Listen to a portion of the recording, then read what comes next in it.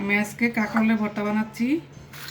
আমি মরিচ টেলে নিয়েছি, শুকনো মরিচ আমার পরিমাণ মতো, আপনারা আপনাদের পরিমাণ মতো দেবেন।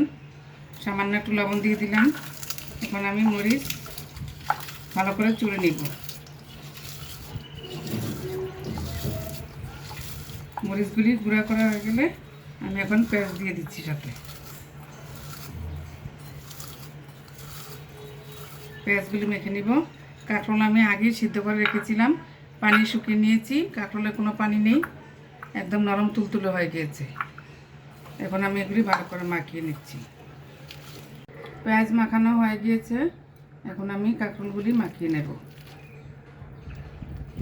আপনারা যারা কাঁকরোল ভালোবাসেন তারা এইভাবে ভর্তা বানিয়ে খেতে পারেন।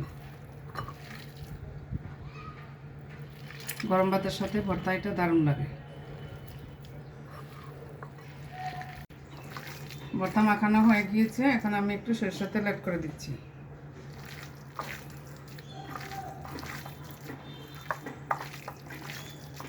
দেখুন কতটা সুন্দর হয়েছে।